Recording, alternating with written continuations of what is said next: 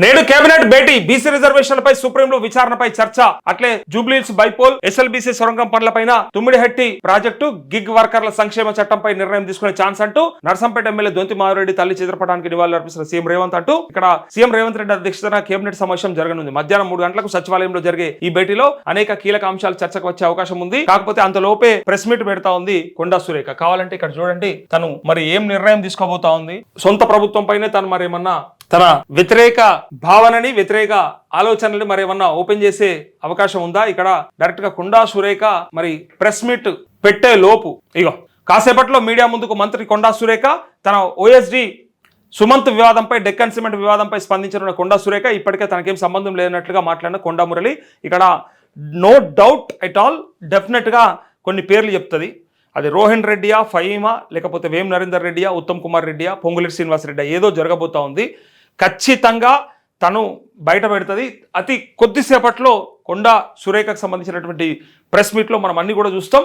దొంగ ఎవడో దొరవడో అందులో తేలిపోతుంది. మనకి పెద్ద టైం ఏం పట్టదు. ఇక అయితే ఈ క్యాబినెట్ భేటీ కంటే ముందే ఈ ఆమె ప్రెస్ మీట్ ఉంటుంది. సో అందుకే ఇక్కడ చూడండి.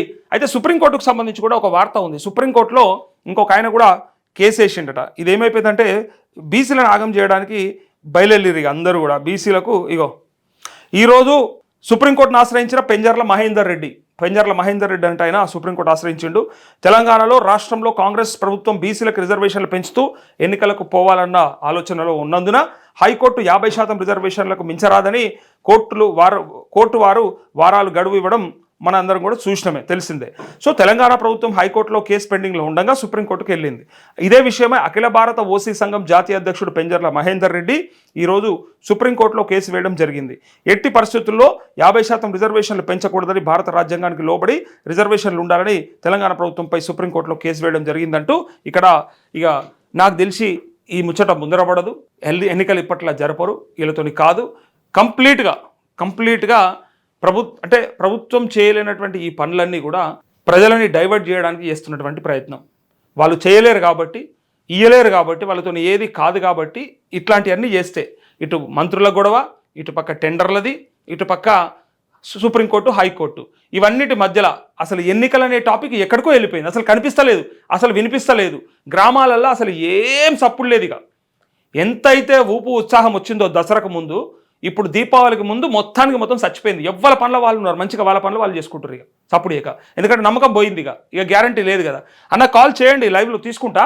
సో అయితే ఇవాళ మధ్యాహ్నం ప్రధానంగా బీసీ రిజర్వేషన్లపై సుప్రీంకోర్టులో సర్కారు తరఫున వేసిన ఎస్ఎల్పీపై స్పెషల్ లీవ్ పిటిషన్ వేసిండ్రు. సో చర్చించినట్టు సమాచారం. జూబ్లీహిల్స్ బైపోల్ ఎస్ఎల్బీసీ సొరంగం పనులు, తుమ్మిడిహెట్టి వద్ద ప్రాజెక్ట్ నిర్మాణం, గిగ్ వర్కర్ల సంక్షేమ చట్టంపై నిర్ణయం తీసుకునే ఛాన్స్ ఉన్నట్టు తెలుస్తోంది అంటూ గివ్వే కాదు ఇప్పుడు రావాల్సినటువంటి రైతు బంధు మీద మాట్లాడారు. ఇప్పుడు రైతు బంధు వేయాలి మళ్ళా దీపావళి దాటినాక మరి నవంబర్ వరకు ఇంకో రైతు బంధు రెడీగా ఉండాలి. ఇప్పుడు ఆల్రెడీ మీరే చెప్పినారు అక్కడక్కడ మరి వడ్ల కొనుగోలు సెంటర్లు, కేంద్రాలను ఓపెన్ చేసినామని. కొబ్బరికాయలు కొట్టిర్రు, రిబ్బన్లు కట్ చేసిర్రు, డబ్బలతో వడ్లెత్తి పోస్తున్నారు, బకెట్లతో వడ్లెత్తి పోస్తారు ఎమ్మెల్యేలు. అయితే ఇట్లాంటి సందర్భంలో కోతలకు వచ్చినట్టే కదా, ఆల్మోస్ట్ ఇక స్టార్ట్ అవుతుంది కదా. ఈ నెల రోజులు పూర్తిగా ఈ కోతలే ఉంటాయి కదా. మరి నెక్స్ట్ పంటకి సంబంధించి రైతు బంధు మొన్న అయితే మరి అందరికి వేసిండ్రు, కొందరికి పోయినాయి. ఏమని? పంటకి అనువుగా లేనటువంటి భూములు అంటే మీరే చెప్పిండ్రు. ఏదైతే మీరు వ్యవసాయానికి అనుకూలంగా లేనటువంటి భూములు ఏవైతే ఉన్నాయో వాటికి వెయ్యము, ఆ బీడు భూములకు అసలు రావు అని చెప్పారు కదా. సో ఈసారి మరి వాళ్ళు ఏదైనా వేస్తే వస్తుందా? వర్షాకాలం కాబట్టి మరి ఏదైనా విత్తనాలు పెట్టుకుంటే వాళ్ళకి ఇస్తారా? ఇట్లాంటివన్నీ కూడా అనుమానం ఉన్నాయి. సో చాలా సర్వే నెంబర్లు మొన్న ఆపేసిండ్రు. వాళ్ళు ఏమనుకున్నారంటే ఇచ్చేది తగ్గించుకుంటే పైసలు మిగులుతాయని ఆలోచన చేశారు. ఎవరికన్నా ఏదో ఒక కారణం చేత తగ్గిస్తే బెస్ట్ అని చూసిరు.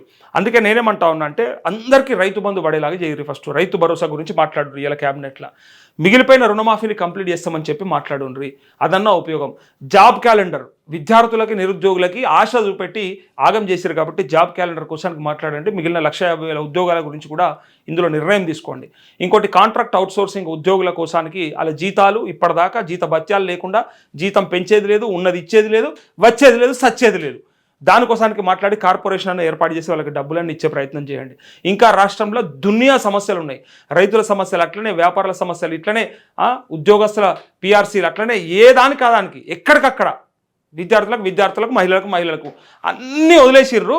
ఇక వాళ్ళ మంత్రుల కొట్లాటలలో ఉన్నారు. ఇక ఒక మంత్రి అంటే ఒక మంత్రికి పడతలేదు. నేను గతంలో కూడా చాలాసార్లు చెప్పిన, మన లీడర్ టీవీలనే పాతగా చాలా వీడియోలు ఉంటాయి. అసలు మంత్రుల మధ్య సఖ్యత లేకపోవడమే ముఖ్యమంత్రి రేవంత్ రెడ్డికి కావాలి. అట్లయితేనే ఆయన మనగలుగుతాడు. లేదా ఒక్కసారి వాళ్ళంతా ఏకమైనా, వాళ్ళంతా ఒక్కటైనా, వాళ్ళంతా ఆ కూడా వలుక్కుంటే మాత్రం రేవంత్ రెడ్డి సీటు ఊస్ట్ అవుతుంది, ఎసరస్తుంది. అందుకోసానికి ఆయన చేసినటువంటి ప్రయత్నం ఏంటంటే ఎవరికి వానికి చాట్ల తౌడు పోసి కుక్కలకు కొట్లాడబెట్టినట్టు ఎవరిని తనలాట వాడు తనలాడుకోవాలి, అంతే. ఎవరిని కొట్లాట వాడు పడాలి. కానీ ఈ సీటు మీద ఎవరికి ఉండొద్దు. చూసారు కదా, పొంగులేటి శ్రీనివాసరెడ్డిని ప్రశాంతంగా ఉంచకుండా కొండా సురేఖ మీదకి ఉసుగొలిపిండు. వాళ్ళిద్దరూ ఆ కొట్లాట్లో పడిపోయారు. ఇది పెద్ద స్కెచ్. ఇది తెలియకపోతే మనం పిచ్చోళ్ళం నిజంగా. ఇటు పొన్నం ప్రభాకర్, అడ్లూరు లక్ష్మణ్ ఈ కొట్లాట బీసీఎస్సీలు ఇట్లా కొట్లాడుకోవాలి. పొన్నం ప్రభాకర్ను ఇట్లా ఇచ్చిపెట్టి కొండా సురేఖకు అటు పొంగులేటి శ్రీనివాసరెడ్డికి అది పెట్టాలి. ఇప్పుడు ఉత్తమ్ కుమార్ రెడ్డికి సురేఖకు మళ్ళీ ఒకటి పెట్టాలి. ఇట్లా అందరి మధ్య ఏదో ఒక పంచాయతీ, రాజగోపాల్ రెడ్డికి వెంకటరెడ్డికి మధ్య ఏదో ఒకటి పెట్టాలి. పెట్టి చివరికి ఏం చేయాలి, లాస్ట్కి ఆయన సీట్ని కాపాడుకోవాలి. అదే జరుగుతుంది ఇలా. సో ఇలా మొత్తానికి క్యాబినెట్ భేటీలో మరి ఏం చేస్తారో కూడా చూద్దాము. సో క్యాబినెట్ భేటీలో మరి ఇంకా ప్రజా సమస్యలు పరిష్కరించే ప్రయత్నం ఉంటుందా, ప్రజా సమస్యల మీద మాట్లాడుకుంటారా, లేదంటే గిట్లే మంత్రుల మధ్యలో ఉన్న పంచాదులు లుల్లుల్నే ఆడ ప్రస్తావించుకొని ఎక్కడో అక్కడ వీక్తారా జాలు లేకుండా అనేది ఒకసారి ఇలా చూద్దాం.